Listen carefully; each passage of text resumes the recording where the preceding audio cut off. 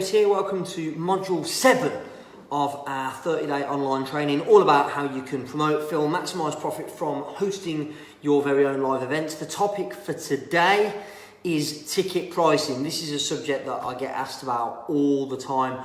I get lots of questions from people who are asking, how should I price my tickets? Should we go free? Should we go paid? Should we go premium? Should we go low level entry because I'm just getting started?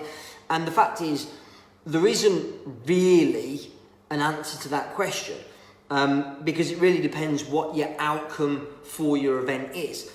For example, my first ever event that I ran myself was called the Copywriting Academy, and we charged £2,000 a ticket. But the strategy for that event was not maximum numbers of people in the room. The strategy for the event was to deliver 4 days of deep dive intensive training and to make as much profit as possible from doing it. So it wasn't about getting large amounts of bums on seats.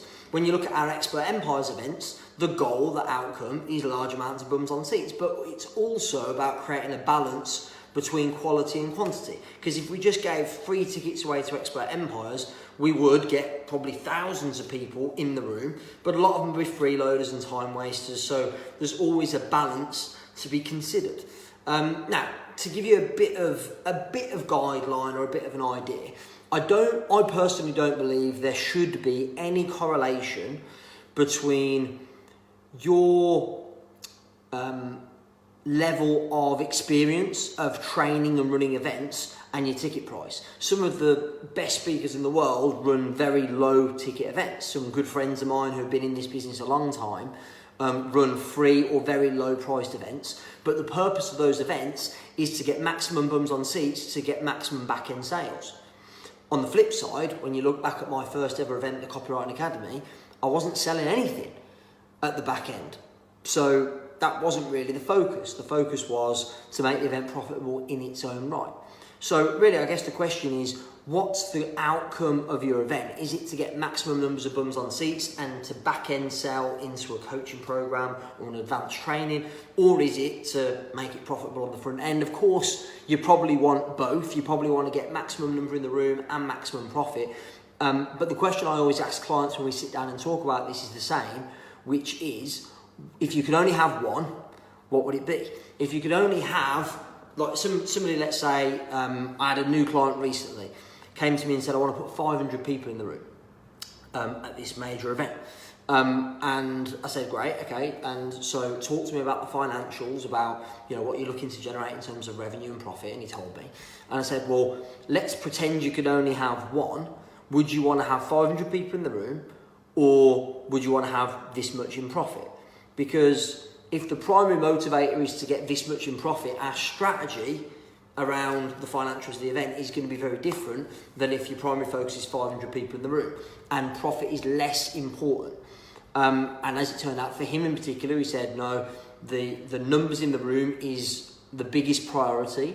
Even if it doesn't make much profit or any profit, it's more of a brand building exercise for him. So the plan that we've created is focused on maximum bums on seats, not so much about profit. Of course, we want to do both, and you should always aim and strive to do both, but we're looking at primarily goal in terms of bums on seats, numbers in the room, and secondarily, we're looking at profit margin and generating as much revenue as possible.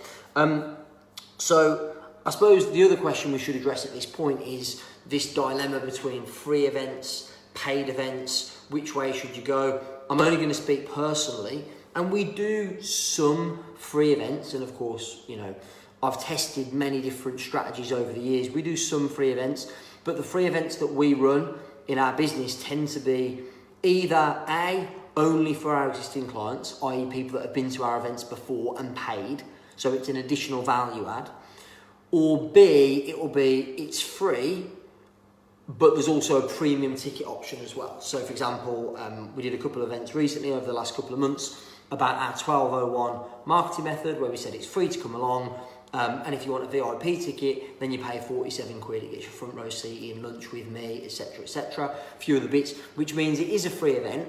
But out of the total audience, we probably had somewhere around 25 to 30% at least that had actually paid for their ticket to be there. So it wasn't a completely free room.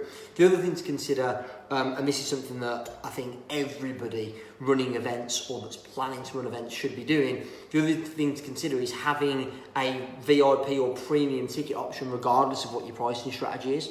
So for example, for events like Expert Empires that we run, our general tickets are maybe 500 quid, but they start off lower than that, maybe 100 or 200 pounds a ticket, and we'll have a VIP option. Now, with Expert Empires, we normally have general, VIP, elite, access all areas, so we'll have 4 ticket levels, which is relevant if you've got a bigger audience. If you're only looking at doing events for maybe 50 to 100 people, you still have a VIP option or a premium option, but I'd probably only have one level.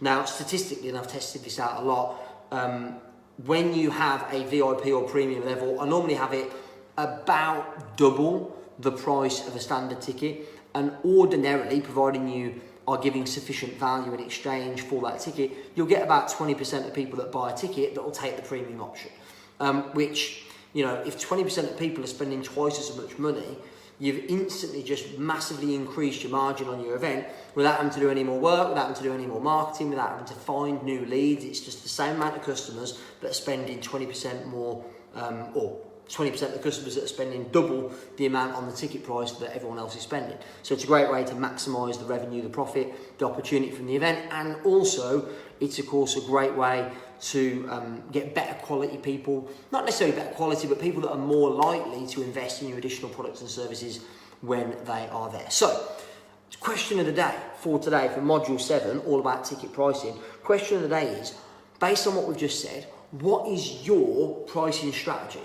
What is your outcome for your event? Is it to have free or very low cost, maximise back-end sales because you've got more bums on seats? Is it to go big ticket premium and have it be positioned as a more exclusive, intimate event? What's your strategy? I'd love to hear it, because as I have been, of course, over the last week or so, I'll comment, I'll give you feedback, I'll give you my input, my thoughts. Any questions you've got around ticket pricing for your events, please post them in the comments below, and I will see you live tomorrow for another module of this 30-day training, all about how you can promote, how you can fill, how you can maximise profit from hosting your own live events. Thanks very much. I will see you tomorrow.